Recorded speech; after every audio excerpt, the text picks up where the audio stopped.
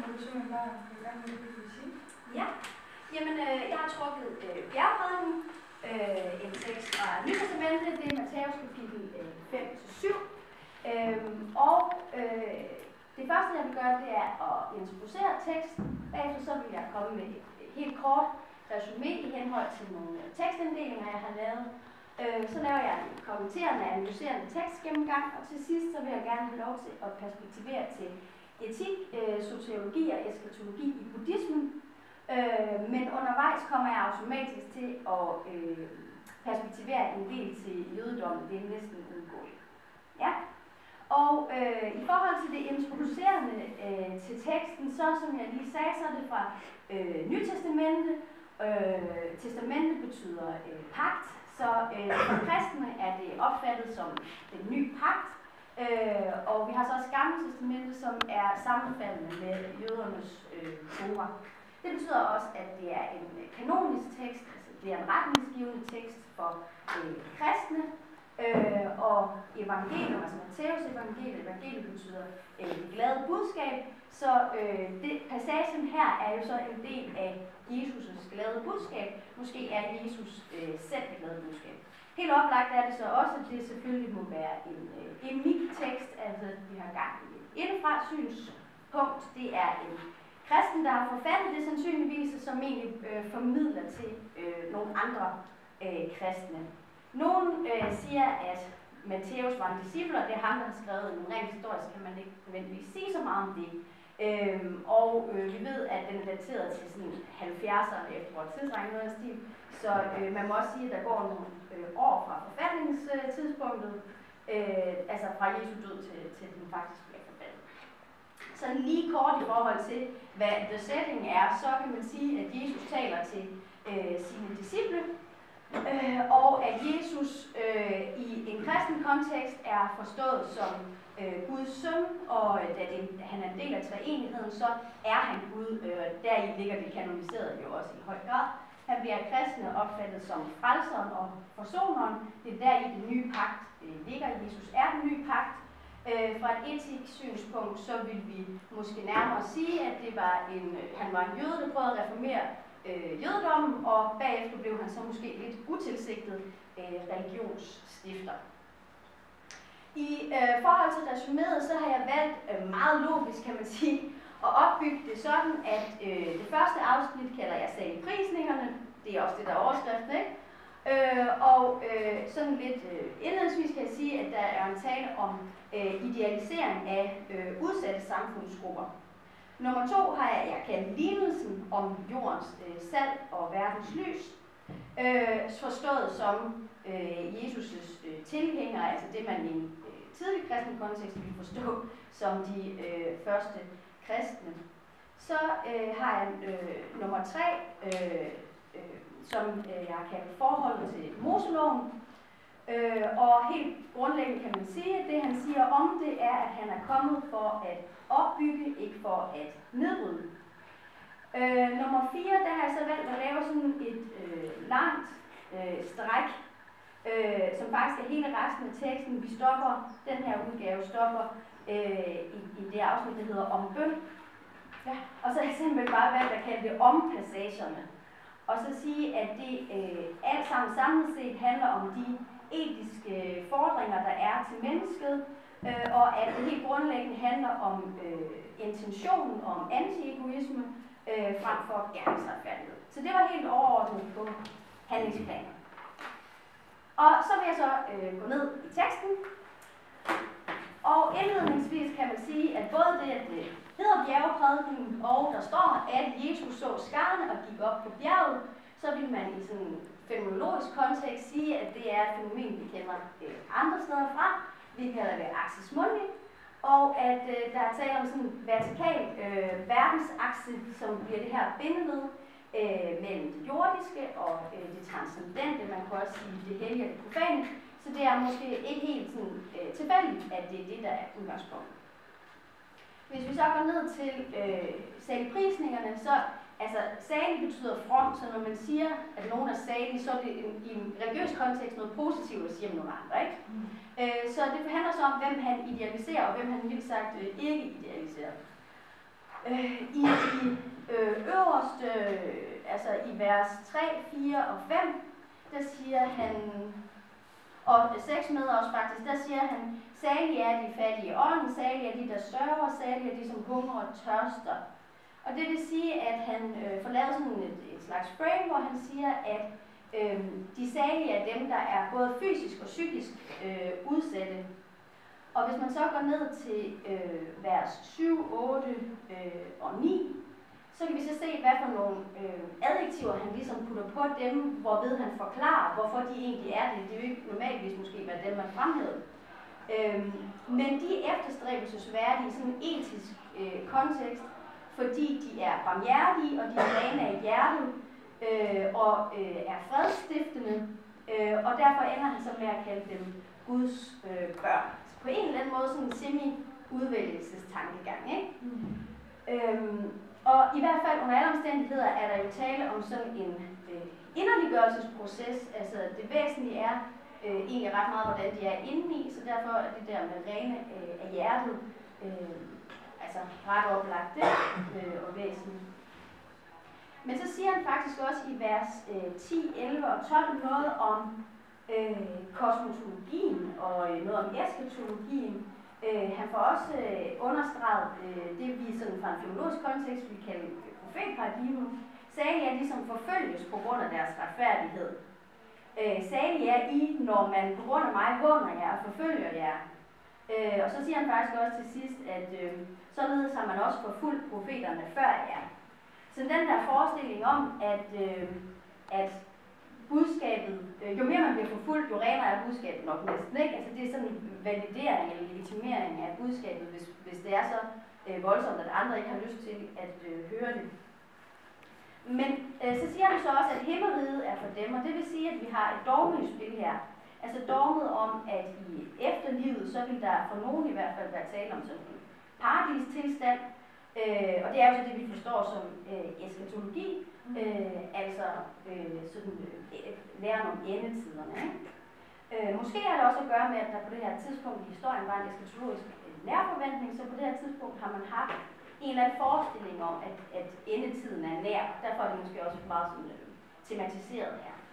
Der står også, at deres løn i himlen vil være stor, så vi har også sådan rent kosmotologisk en eller anden forestilling om, at det gode ligger transcendent placeret, hvor vi egentlig i skabelsesberetningen hører om Edens have, som noget er på jorden. Man kan måske også sige til det, at hvis man kigger på kristendommen fra et etikperspektiv, så vil man helt klart sige, at Jesus var jøde. Det kommer også meget tydeligt frem senere i teksten. Og man kunne måske godt sige, at noget af det, han også refererer til, når han siger, at profeterne før også blev forfulgt, at faktisk i virkeligheden er sådan en klassisk jødisk forfølgelsestankegang eller tematik, og at det for eksempel kunne omhandles noget som Moses, der vandrer rundt i ørkenen for at hjælpe sit folk ud af Egypten. I forhold til det næste, så er der jo helt klart tale om en lignelse, selvom det faktisk ikke står der. Og det bare overordnet set handler om, det er, at han får beskrevet, hvordan at disciplene, altså det man kan forstå i den kristne kontekst som de første kristne, har sådan nogle helt positive og livsnødvendige egenskaber. Altså de er sådan nogle elementer, der er helt vigtige for verden, ikke? Således skal jeres lys skinne for mennesker, så de ser jeres gode gerninger og priser jeres fader, som er i himlen. Der er flere ting på spil her, kan man sige, fordi igen har vi noget eskatologi, noget forventning om, hvad det er, der skal tilfælde dem som rent frelsesmæssigt, ikke? Og så har vi også dogmet om treenighed, fordi i det her tilfælde er det jo sådan set sønnen, der refererer til faderen. Det kan man lige tilføje, at det tredje element er Helligånden, som så ikke er nævnt her. Men så kunne der måske også godt ligge i det der element af noget missionerende. De skal skinne for andre, og sandsynligvis ligger der måske det i det, at de skal ud og berette for andre, hvad de selv har hørt og lært. Det kan være sådan en antydning af det universalistiske perspektiv i kristendommen, altså at temaet og regionen angår alle, og ikke sådan en lukket kreds i modsætning til jødedommen. Så man siger i forhold til genren, at det er en lignelse, det hele er selvfølgelig en prædiken, sådan genre forstået, ikke? Det, at det er en lignelse, der kan der være flere forskellige begrundelser for, at han bruger det. Her kan jeg ikke se andet, end der er tale om et pædagogisk virkemiddel, for den er ret tydeligt lidt forståelig analogi. Ja. Og i forhold til næste side, som er det, der hedder om loven, der er det jo helt tydeligt, at vi har en reference til jødedom, og som er det, der vi bruger til at underbygge, at Jesus var jøde, prøver at reformere jødedom, ikke? Så han siger simpelthen, at loven skal opbygges og ikke nedbrydes, så han vil forklare, hvordan man faktisk overholder den, så man ikke mener, at de tidligere generationer har formået. Og det er altså Moseloven, han helt klart hensyder til. Så er det ret essentielt, at han siger, altså det er jo også et udtryk for sociologi. Hvad skal man gøre og ikke gøre for at have chance for at komme i himmelen, som han også skriver, ikke? Og så er der sådan en klar konfliktakse i spil, hvor i vers 20, for jeg siger jer, hvis jeres retfærdighed ikke langt overgår de skriftkloge som farisæerne, så kommer I slet ikke ind i himmelen. Så det vil sige, at det Jesus gør her, er at tale op imod sådan en jødiske elite, som i hans øjne faktisk er de fortabte, selvom man ville forestille sig, at det var omvendt. Det vil sige, at de fattige er hævet op som dem, der er frelste, mens den jødiske elite er dem, som er fortabte. Og det er de, fordi de i Jesus optik præsenterer som gerningsretfærdighed. Det er også meget tematiseret i det efterfølgende. Det vil sige, at han opfatter det sådan, at de tror, at de kan gøre nogle bestemte ting, så er de per definition frelste, og at det egentlig også det, der på princippet af deres formål ligger, de vil gerne vise det til andre, og deri bryder de med den inderlighedsforståelse, han har, at det handler om intentionen, deraf følgende også, at vi siger, at man i kristendommen arbejder med sådan en sindelægsetik. Det handler om intentionen, ikke konsekvensen af handlingen. Så har vi alle de her om-passager, og jeg vil ikke gå sådan meget ned i det hele, fordi der også er sådan rent tematisk set er der jo en lang række gentagelser, ikke? Men i forhold til om vrede, så det der hele vejen igennem sker, det er, at han forholder sig til Moseloven, og i det her tilfælde til 10 bud, der bliver sagt, du må ikke begå drab, altså der henviser han til loven, men så siger han, at altså, det er ikke nok i sig selv. Man må slet ikke blive vred. På den måde, og så siger han rent faktisk, at dem som bliver vrede, skal dømmes til helvede, siger igen en eskatologisk dogme, altså det er så det, der venter dem, der er fortabt. Det er også det, der ligger til grund for, at vi nogle gange taler om, at Jesus faktisk kommer med et radikaliseret budskab, fordi man må antage, at det er langt sværere at leve op til, end hvis man bare ved, at der er sådan en lang række handlinger, man kan lave, og så er den god, ikke? Så er her fokus hele tiden på de følelser og tanker, man ikke må have. Og jo altså, kan vi alle sammen regne ud, rimelig svært at leve op til. Han siger også, at lad din gave blive ved alteret. Det refererer helt klart til den gerningsretfærdighed, og refererer faktisk også til, at jødedom oprindeligt var en offerreligion. Så der er i hvert fald en udvikling fra den oprindelige jødiske pointe, ikke? Og om ægteskabsbrud, det er samme pointe igen. Han får i øvrigt enormt meget understreget helvede. Så på en eller anden måde, så i den her etiske kontekst, hvordan skal man leve sit liv, der fremhæver han meget, hvad der vil ske med en, hvis man ikke gør det. Så der er på en eller anden måde sådan eskatologisk trussel i det på en eller anden måde. Hvad vil straffen være, hvis man ikke gør det?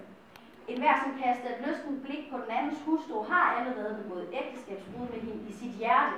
Igen, det handler om, at man er ren af hjertet. Og er man ikke det, jamen så har vi allerede balladen, ikke? Om skilsmisse, også interessant at se, jeg vil gå sådan dybt ned i det, men også interessant at se, at han måske i virkeligheden laver strengere etiske forpligtelser i forhold til ægteskab og skilsmisse. På en eller anden måde bliver det sværere at leve op til. Nede i om at sværge, som man selvfølgelig heller ikke må, heller ikke i hovedet, så siger han, Jerusalem, for det er den store konges by. Helt klart en jødisk reference til kongeslægten, og man kunne godt perspektivere sig det her messias forestilling, som der har været på det her tidspunkt, og generelt der i jødedommen, hvor man håber på, altså det man håber på er en genrejsning af Israel, ikke? De udvalgtes land. Og faktisk så er der også flere steder i Nye Testamentet, hvor Jesus beskrives som værende af kongeslægt.